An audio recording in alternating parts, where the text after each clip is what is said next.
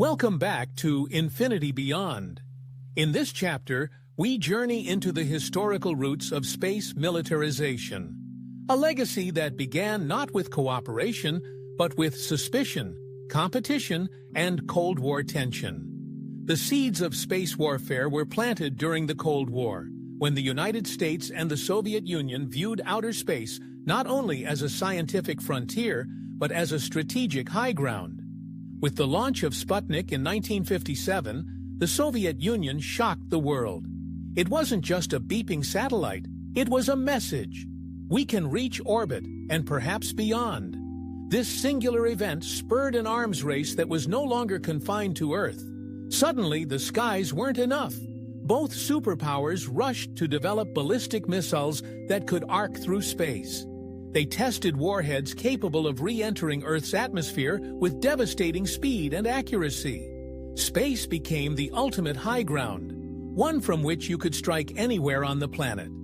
By the 1960s, the concept of mutually assured destruction extended into orbit. Military strategists speculated on deploying nuclear weapons in space. Though treaties later forbade such actions, the mere thought shaped decades of policy and paranoia.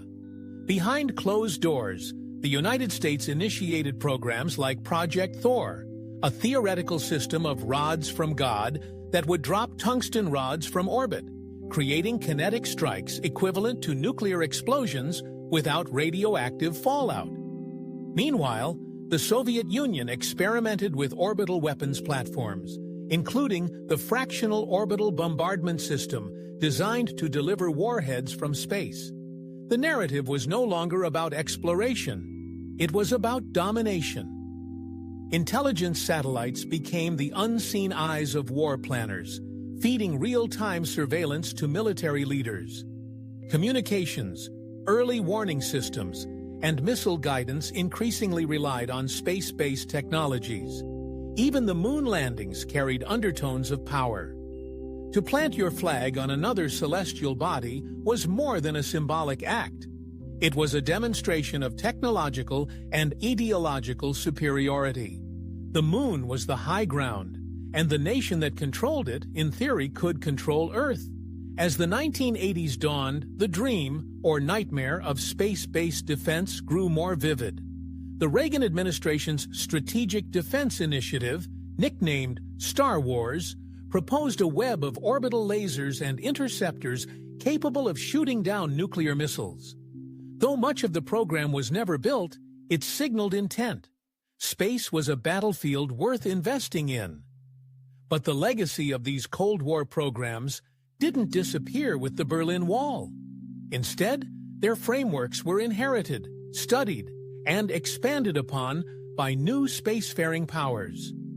China, India, Israel, and others began developing their own anti-satellite capabilities, often citing Cold War-era doctrines.